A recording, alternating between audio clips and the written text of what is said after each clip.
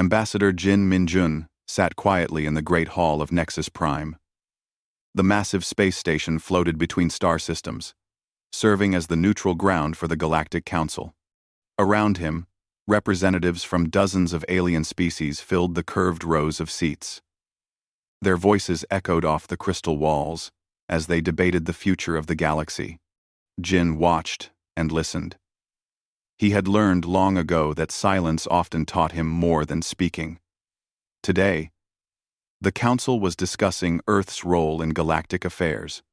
The topic made many aliens uncomfortable. Some shifted in their seats. Others whispered to their neighbors. But Chancellor Vexthar, of the Hegemony, seemed eager to talk. Vexthar stood tall on his 6 legs. His purple skin gleamed under the chamber's lights. When he spoke, his voice carried the confidence of someone who had never been truly challenged. Fellow council members, Vexthar began, we must address the human problem honestly. These newcomers demand equal treatment. But what have they truly contributed? Their technology is primitive. Their ships are slow and clumsy. Their territories are tiny compared to the great powers. Murmurs of agreement rippled through the chamber. Jin kept his face calm, but he listened to every word. The humans claim they want to help maintain galactic peace, Vexthar continued. But they are barely evolved primates. They fight wars on their own planet. They pollute their homeworld. They squabble over resources like children fighting over toys. More voices joined in support. The Calarian delegate nodded his massive head. The humans have been in space for less than 200 years. We have been traveling between stars for millennia, and in 7. Exactly, Vexthar said. Yet they expect to sit at this table as our equals. They want voting rights. They want territorial claims. They want defense pacts. What do they offer in return? Nothing of value. Jin remained still. He had heard these arguments before. Many species believed that age in space determined worth. They measured value in the size of fleets or the number of worlds controlled. They did not understand that Earth offered something different. The Trilaxian representative spoke next. Her crystalline body chimed as she moved. Perhaps the humans mean well, but good intentions do not protect trade routes. They do not stop pirates or mediate disputes. The real powers of the galaxy must handle these responsibilities. The humans are a drain on our resources, added the Hegemony military advisor. Every time we include them in joint operations, we must slow down to match their capabilities. Their ships need constant support. Their crews require special accommodations. Chancellor Vexthar smiled. It was not a pleasant expression. I propose we acknowledge reality. Humans should be grateful for any place at this table. They should accept observer status and learn from their betters. The debate continued for hours. Speaker after speaker listed humanity's supposed failures. They called humans weak, primitive, and irrelevant. Some suggested that Earth should pay tribute for the privilege of galactic protection. Others recommended that humans be banned from certain regions of space entirely. Through it all, Jin sat quietly. He took notes on a simple tablet. He did not argue or defend his species. He did not interrupt or demand to be heard. His silence seemed to frustrate some delegates, who expected angry denials or desperate pleas. Finally, the formal vote began. The motion was simple. Reduce Earth to observer status only. No voting rights. No territorial claims. No defense agreements. Humanity would be allowed to attend council meetings but could not participate in decisions. The vote was overwhelming. Only 3 species abstained. Everyone else supported the motion. When the results were announced, many delegates applauded. Some laughed openly. Chancellor Vexthar looked especially pleased. This is the natural order, he declared. The strong lead, and the weak follow. Humans will learn their proper place in time. When the session ended, Jin was finally allowed to speak. He stood slowly and walked to the central podium. The chamber grew quiet. Many expected him to protest the decision or make threats about Earth's response. Instead, Jin bowed respectfully to the assembled delegates. His voice was calm and clear when he spoke. "Honored council members, Earth has heard your decision. We understand your position completely. You have made it clear that humanity contributes nothing of value to galactic civilization. You have determined that we are weak, primitive, and irrelevant." Some delegates looked surprised. They had expected anger or desperate bargaining. Jin's calm acceptance was unexpected. "Earth will respond accordingly to your wisdom," Jin continued. "We thank the Council for this educational experience. We now understand exactly where we stand in galactic affairs." He bowed again and gathered his simple belongings. As he walked toward the exit, a few voices called after him. Councillor Arundel, one of the eldest members, seemed troubled. "Ambassador Jin, surely you wish to discuss the details of the new arrangement?" Jin paused and turned back. His expression remained polite but distant. "There is nothing to discuss, Councillor. The Council has spoken. Earth will act accordingly. But what does that mean exactly?" Arundel pressed. "It means we understand our place," Jin replied. "We are grateful for the lesson." With that, he left the chamber. Behind him, the celebration continued. Chancellor Vexthar raised a toast to the proper ordering of galactic affairs. Other delegates congratulated themselves on handling the human problem so efficiently. But Councillor Arundel felt uneasy. He had served on the council for over 3 centuries. He had seen many species rise and fall. Something about Jin's calm acceptance bothered him. Humans, in his experience, rarely accepted defeat so quietly. "Chancellor," Arundel said to Vexthar, "perhaps we should have been more diplomatic. The humans have been cooperative partners." Vexthar waved dismissively. "Cooperative? They have been lucky to receive our protection. Now they know their place. If they want to sulk, let them. They will come crawling back when they need real help." As the delegates dispersed, returning to their ships and their homes, few gave much thought to Earth's reaction. The human problem had been solved. The natural order had been restored. The strong had reminded the weak of their position. But in the depths of space, aboard human ships scattered across the galaxy, encrypted messages began to spread. Simple phrases that seemed innocent to alien observers, but carried deep meaning to human crews. The message was always the same. "The weather is changing. Come home." Admiral Sarah Chen stood on the bridge of the UES Determination, watching stars streak past through the view screen. Her flagship was one of humanity's largest vessels. But by galactic standards, it was considered small and unremarkable. The aliens had made that clear many times. The encrypted message from Ambassador Jin had arrived 3 hours ago.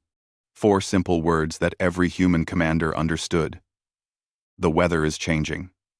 It was the signal they had all hoped they would never receive, but had prepared for nonetheless. Sarah activated her personal communicator and sent the same message to every human ship captain in the galaxy. Within minutes, responses began flooding back. Ship after ship confirmed receipt and understanding. The network that had taken decades to build was about to be tested. Captain Park Soo-jin received the message while patrolling the Outer Rim with her destroyer group. She was protecting hegemony mining operations in a dangerous sector, keeping pirates away from valuable asteroid fields. Her 3 ships had been on station for 6 months, working alongside hegemony forces in what everyone called a joint operation. Park read the message twice, then called her senior officers to the bridge. They gathered around her command chair, their faces grim but determined. "We're going home," she announced simply. Her tactical officer looked confused. "Ma'am, our rotation isn't scheduled for another month. The hegemony commanders are expecting us to maintain patrol patterns." "Plans change," Park replied. She turned to her communications officer. Send a message to Hegemony Command. Tell them we've been recalled for urgent redeployment. We're departing immediately. What about the mining ships? Her weapons officer asked. There are 3 convoy runs scheduled this week. Park's expression hardened. That's not our problem anymore. Prep the ships for jump. We leave in 1 hour. Across the galaxy, similar scenes played out on dozens of human vessels. Medical ships quietly departed from disaster relief operations. Hospital ships that had been treating plague victims on remote worlds simply vanished from orbit. Engineering crews working on infrastructure projects packed their equipment and left without explanation. The UES Mercy had been stationed at Calarian Prime for 8 months, helping fight a disease outbreak that had killed millions. The human medical team had developed new treatments that were finally bringing the plague under control. When they received the recall order, Chief Medical Officer Dr. Kim Yun-seo felt her heart break. We can't leave now, she told her staff. We're so close to finding a cure. Her senior medic, Dr. Martinez, shook his head sadly. Orders are orders.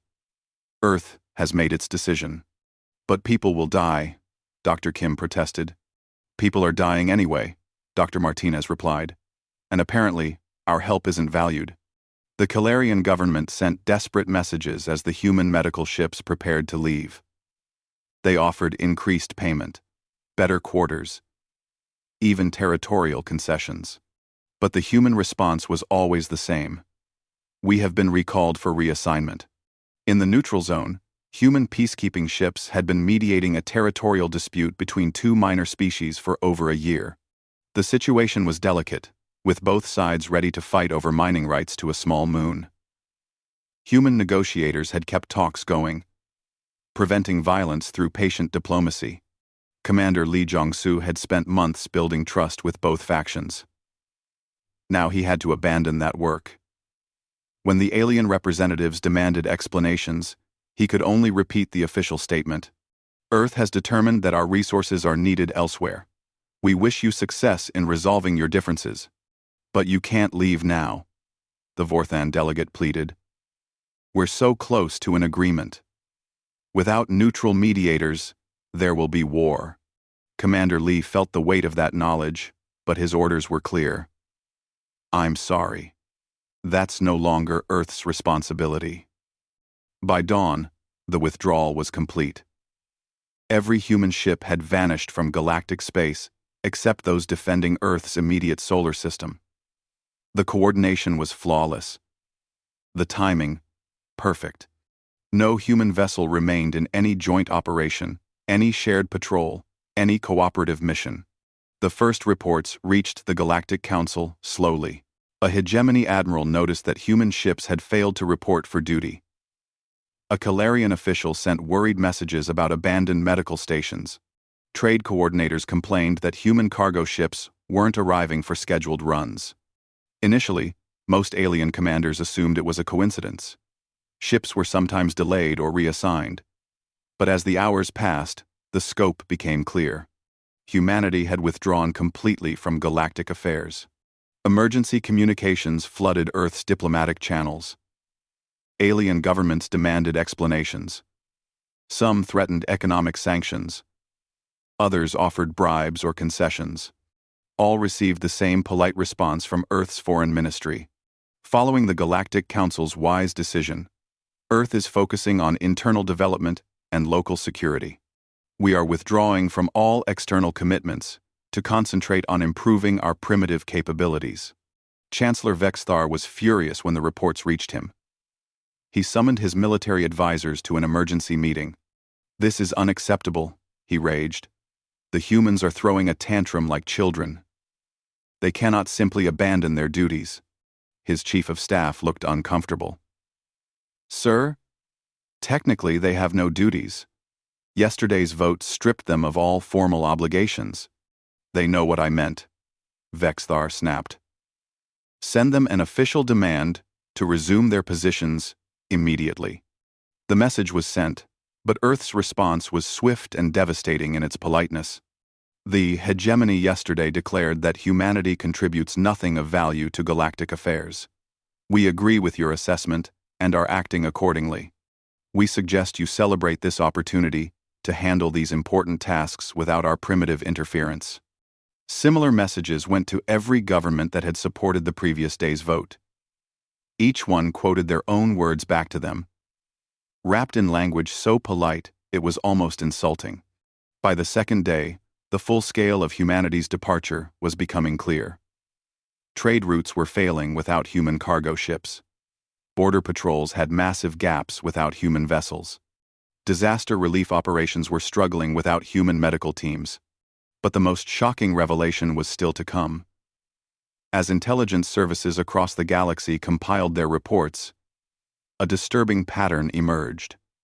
Humanity hadn't just withdrawn randomly. They had pulled out of every single operation, every partnership, every joint venture simultaneously. The coordination required was staggering. It meant humans had been preparing for this possibility for years, maybe decades. They had built parallel communication networks, developed contingency plans, and trained their people for mass withdrawal. Most disturbing of all, they had done it quietly, without anyone noticing. While aliens had been dismissing humans as primitive and disorganized, humanity had been building one of the most sophisticated logistics networks in the galaxy. The very species they had mocked for being simple and unsophisticated had just executed the most complex military withdrawal in galactic history. And they had done it in less than 12 hours. Counselor Arundel stared at the emergency reports covering his desk. 3 days had passed since humanity's withdrawal, and the situation was getting worse by the hour. He had called for this emergency council session, but many delegates seemed reluctant to admit the scope of the problem. The Great Chamber was only half full. Several species were dealing with crises in their own territories and couldn't spare representatives.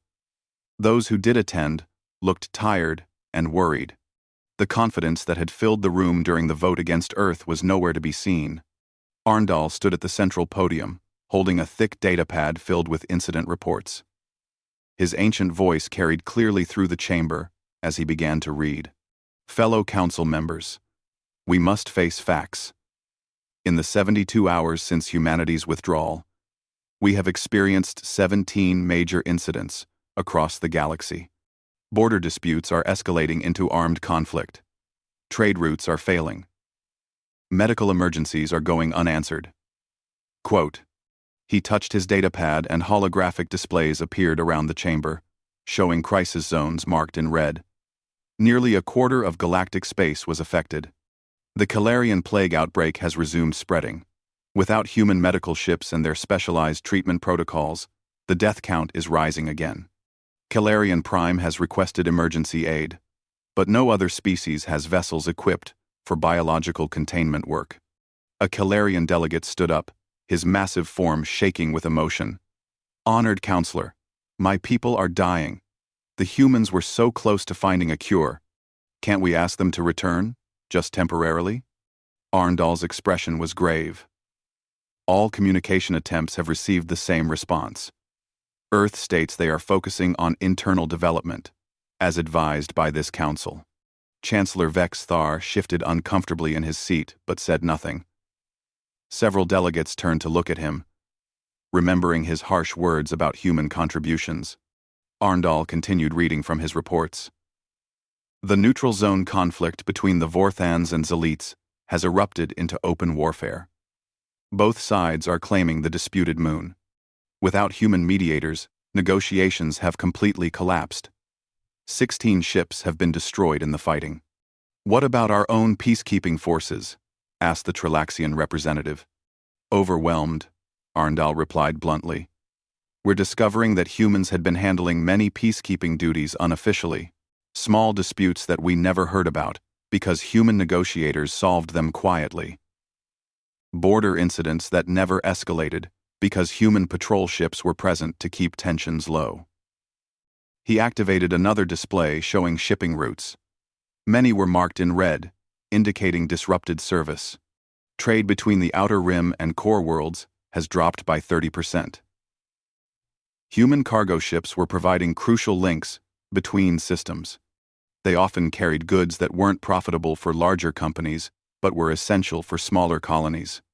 A delegate from a minor world stood up. Our food imports have stopped completely. The human freighters were the only ones willing to make regular runs to our system. The major shipping companies say we're too remote and unprofitable. Arndal nodded sympathetically. Similar situations are developing across 17 systems. Earth's withdrawal is causing a cascade of supply chain failures. But the most shocking revelation was yet to come. Arndal activated a new display showing patrol routes and security zones. Our military analysis reveals that human ships were covering significantly more territory than anyone realized. They patrolled sectors that we thought were handled by other species.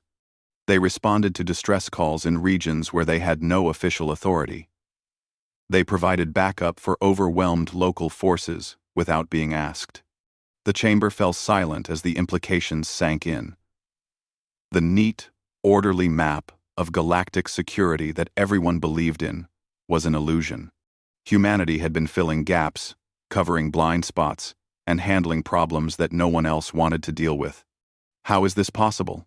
demanded the hegemony military advisor. "Our intelligence services would have noticed such extensive operations." "Apparently not," Arndal replied dryly. "The humans operated quietly, without fanfare or publicity. They didn't file reports about every minor incident they handled. They simply did the work and moved on." Chancellor Vexthar finally spoke, his voice lacking its usual confidence. "These are temporary disruptions. Other species will adapt and fill these roles." Arndal fixed him with a steady stare. "Will they, Chancellor? Your own territory is experiencing serious problems. The hegemony mining operations in the Outer Rim have been hit by pirates 3 times since the human destroyers departed. Losses are mounting." Vexathar's purple skin darkened with anger. "Those are isolated incidents. We can handle our own security." "Can you?" Arundel asked.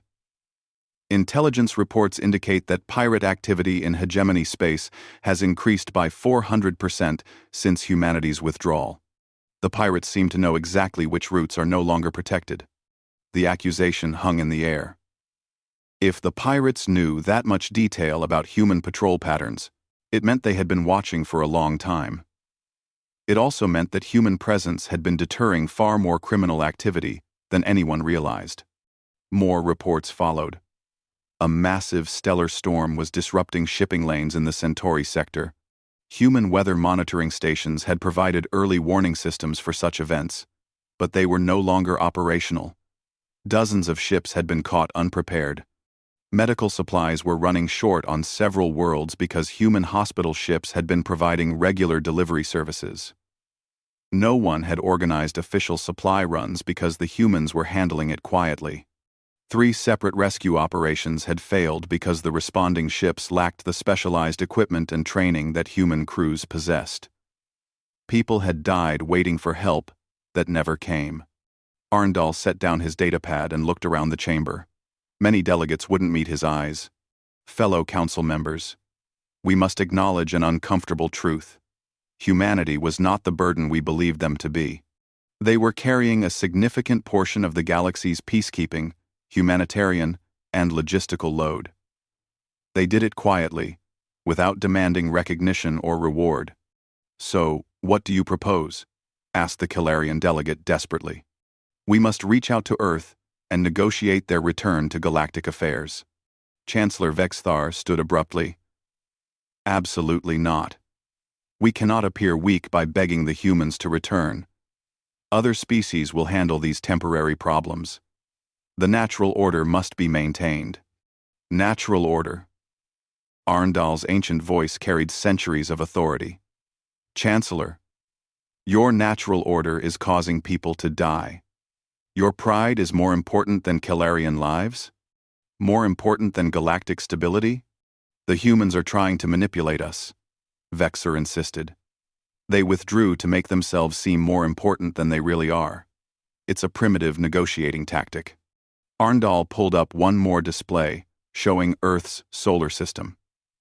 Human ships were visible in perfect defensive formations, protecting their homeworld and colonies. Look at this, Chancellor. Does this look like manipulation to you? The humans aren't hiding or making threats. They're not demanding apologies or concessions. They're simply doing exactly what we told them to do, focusing on their own primitive affairs. The image was striking. Human fleets arranged in complex defensive patterns around Earth, Mars, and the outer colonies. The formations were mathematically perfect, showing a level of coordination and discipline that few species could match. They're not sulking or throwing tantrums, Arndal continued.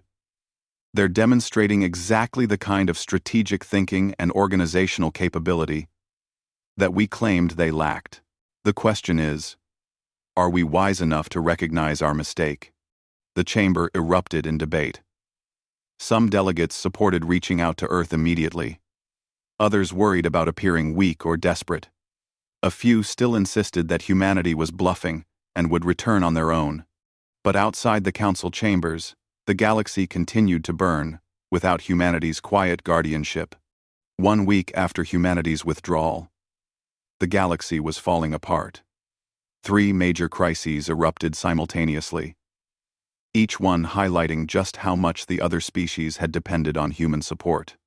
The Galactic Council emergency sessions had become a daily occurrence, but solutions remained elusive. The first crisis hit the Calarian system hardest.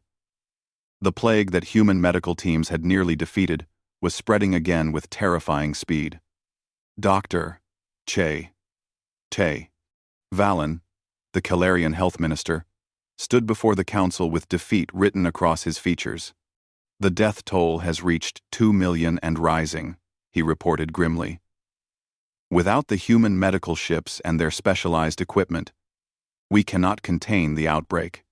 The humans had developed new treatment protocols that were working. Now we're back to using methods that barely slow the disease. His voice cracked with emotion. My own daughter is among the infected. The human doctors told us they were close to a cure. So close. Now, she may die, because of our pride. The chamber was silent. Many delegates stared at their hands, unable to meet Dr. Valen's desperate gaze. The second crisis came from deep space. A massive stellar storm was tearing through the Centauri shipping lanes, one of the galaxy's most important trade routes. Captain Zexus of the Merchant Guild delivered the devastating report.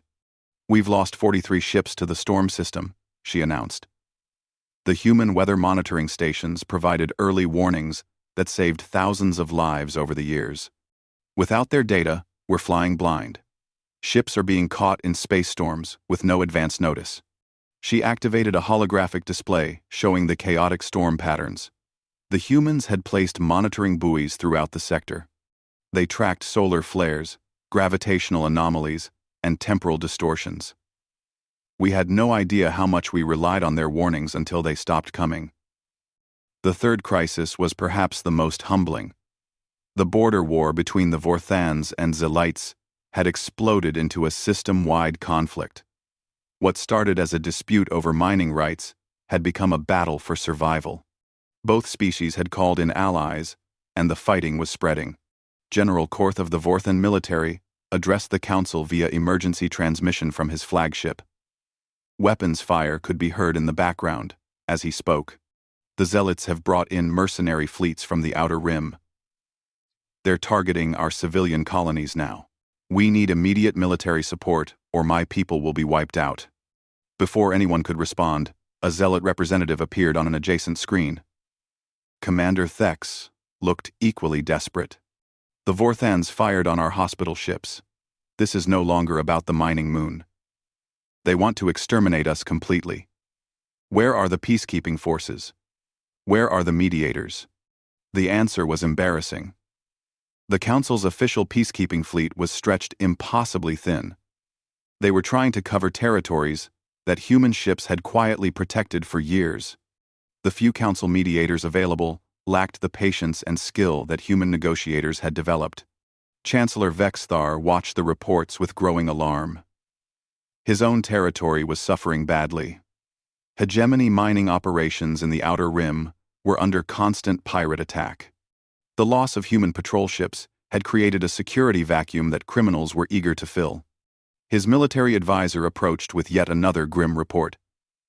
"Chancellor, we've lost another convoy in the asteroid fields. That's 7 ships this week. The pirates seem to know exactly where our vessels will be and when they'll be vulnerable." "What about our own security forces?" Vexthar demanded. "Overwhelmed, sir. We're discovering that human ships were covering far more territory than we realized.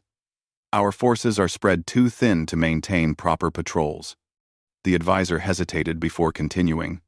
"Sir, there's something else. Intelligence indicates the pirates have been watching human patrol patterns for years. They knew exactly which routes would be undefended when humanity withdrew. The implications were staggering. Human presence hadn't just deterred crime through active patrols. Their very presence had been a stabilizing force that kept criminal organizations from expanding their operations. Meanwhile, smaller species were suffering in ways that barely registered on the galactic news feeds. Food supplies were running short on dozens of remote colonies because human freighters had provided regular delivery services.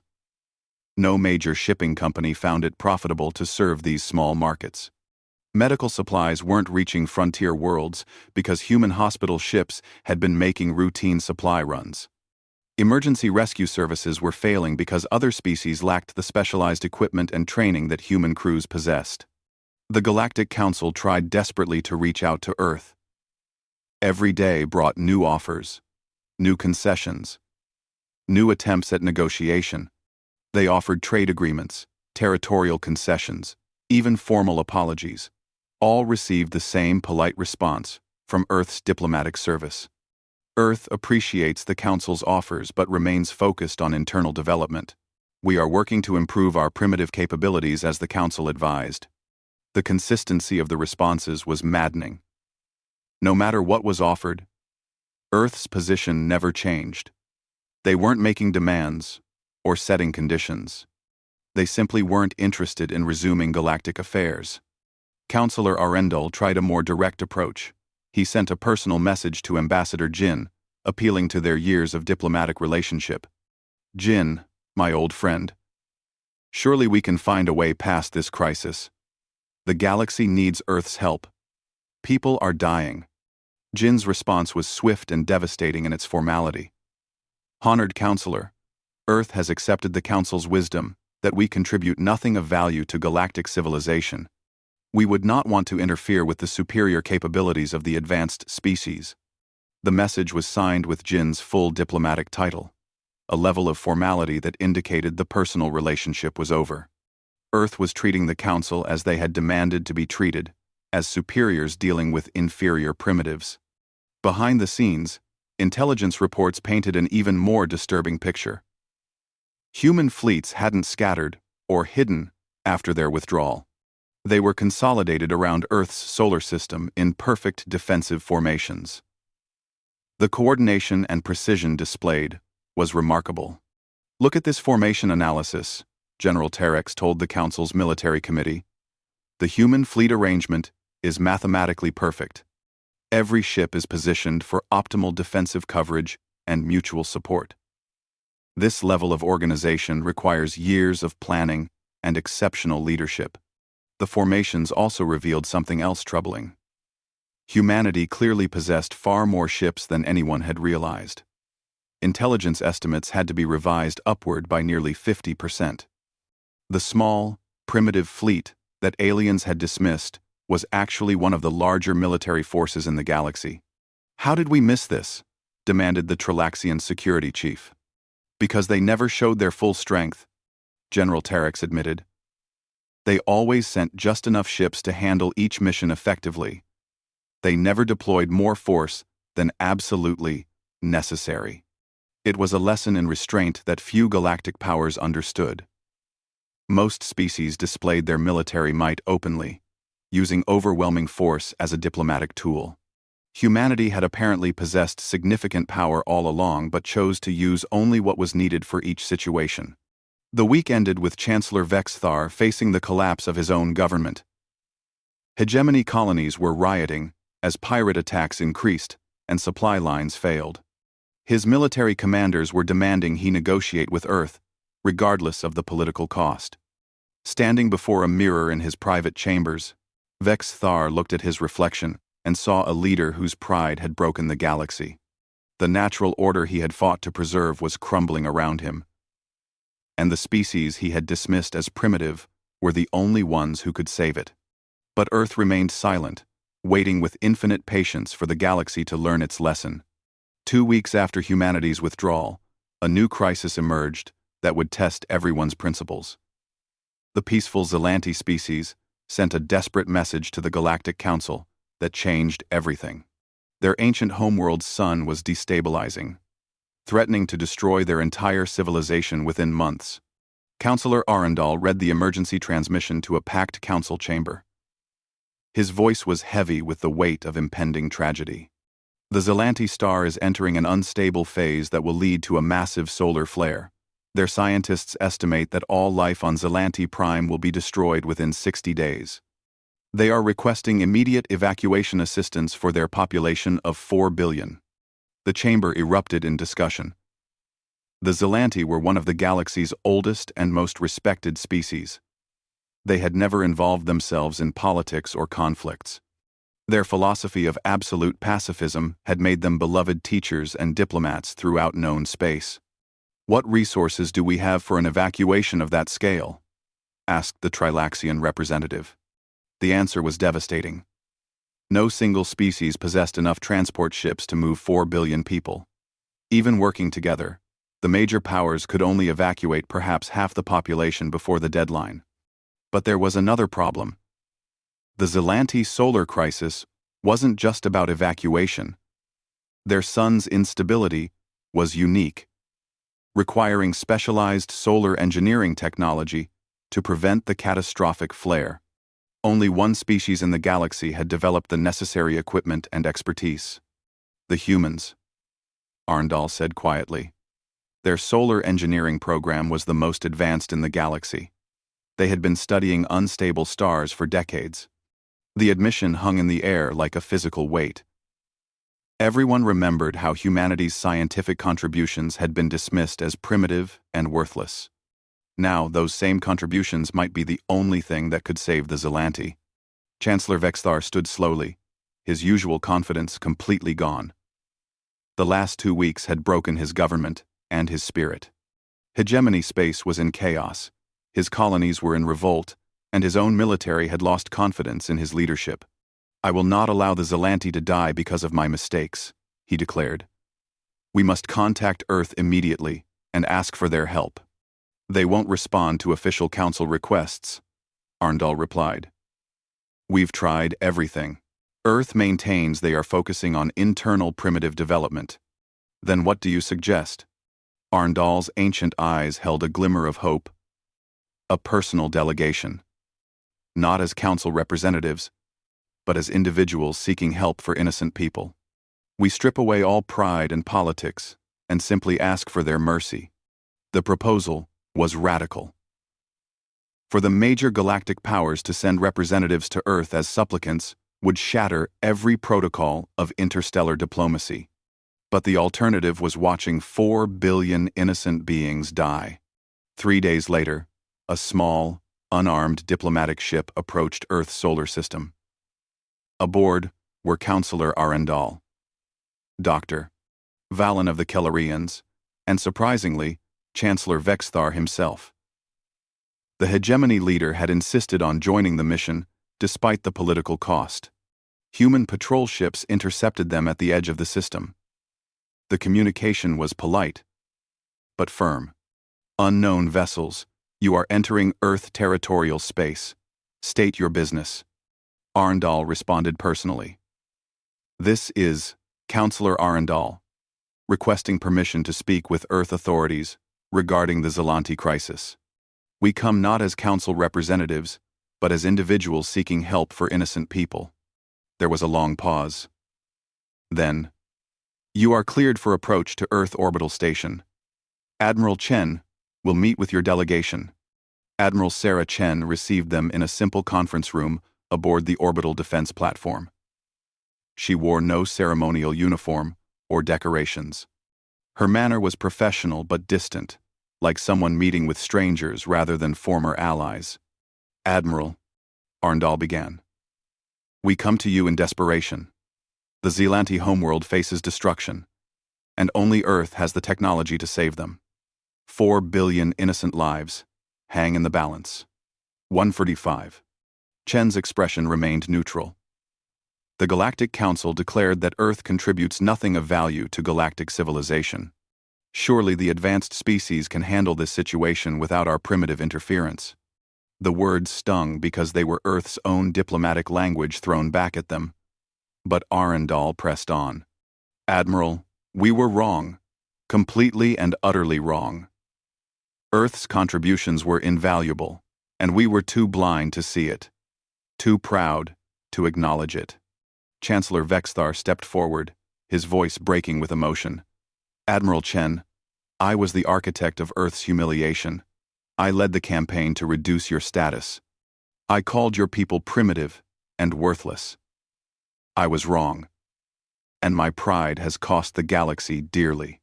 He continued, his voice growing stronger. "My own people are suffering because of my mistakes. Hegemony space is in chaos without your protection. Pirates rule the shipping lanes that your ships once guarded. But I don't ask you to save my government. I ask you to save the Zealanti, who never wronged anyone." Dr. Valen spoke next, tears flowing down his alien features. "My daughter is dying from the plague your doctors nearly cured. Millions of my people have died because of our pride. But the Zealanti are innocent. They never supported the vote against Earth. Please, don't let them pay for our mistakes." Admiral Chen was quiet for a long moment, studying the 3 desperate delegates. When she spoke, her voice carried the weight of humanity's disappointment. "You mocked us, called us primitive, said we contributed nothing. You stripped away our rights and told us to be grateful for scraps. And now you ask for our help?" "Yes," Arndal replied simply, "because despite everything we said about humans, we know the truth now. You are better than us, kinder than us. You will help because it's the right thing to do, not because we deserve it." Chen touched a communication panel. "Admiral Chen, to Earth Command. Prepare Solar Engineering Fleet 7 for immediate deployment. Zealanti Crisis Protocol." Chen 2. The response was immediate. "Acknowledged. Admiral. Fleet 7 reports ready for departure within 6 hours." The delegates looked stunned. Chen explained with a slight smile. "We've been monitoring the Zealanti situation for 3 weeks. Our solar engineering teams developed a solution 10 days ago. Our evacuation ships have been on standby, waiting for permission to enter Zealanti space." "You were already prepared?" Vexthar asked in amazement. "We never stopped monitoring galactic affairs," Chen admitted. "We withdrew our ships and personnel, but we continued watching. The Zealanti crisis required immediate action, so we prepared whether you asked for help or not." Ambassador Jin appeared on the communication screen from Earth. His formal diplomatic mask was gone, replaced by the tired expression of someone who had carried a heavy burden. "The condition for our assistance is simple," Jin announced. "Not apologies or reparations. We want the Galactic Compact rewritten. Earth joins as a founding member with full rights and responsibilities.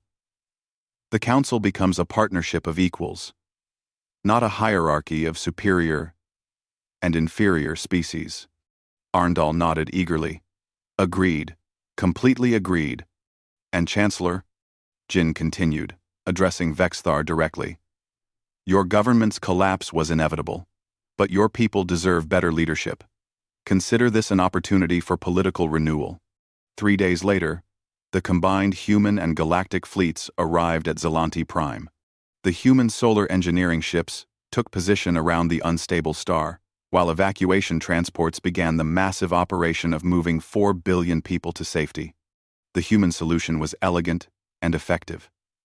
Instead of fighting the stellar instability, they redirected it, channeling the energy buildup away from the planet while strengthening the star's magnetic containment fields. It was a masterpiece of stellar engineering that no other species could have accomplished. As the Zelanti homeworld was saved and the evacuation completed, reports came in from across the galaxy. Human ships were returning to their patrol routes. Medical ships were resuming disaster relief operations. Cargo vessels were re-establishing trade links, but they returned under new terms. The Galactic Compact was signed, with Earth as an equal founding member. The old Council of Superior and Inferior Species was dissolved, replaced by a partnership where every member had a voice. Chancellor Vex Thar's government fell as predicted, but he supported the transition to new leadership that prioritized cooperation over dominance. The hegemony's new government immediately signed mutual defense agreements with Earth and several smaller species. In the final ceremony at Nexus Prime, Jin stood before the reformed Galactic Assembly. The chamber was full, with representatives from species large and small sharing equal status. "Today we build something new," Jin declared. "Not a hierarchy where the strong dominate the weak, but a community where every species contributes according to their abilities and receives according to their needs." Admiral Chen's fleets resumed their quiet guardianship of galactic space. But now they did so as respected partners, not dismissed primitives. The human ships that had vanished in a single morning now returned bearing the flags of a truly united galaxy. The lesson was learned, though at great cost. True strength wasn't about dominating others or demanding recognition. It was about service, sacrifice, and the wisdom to know when to withdraw and when to engage. Humanity had taught the galaxy that respect couldn't be demanded or legislated. It could only be earned through actions, one quiet deed at a time.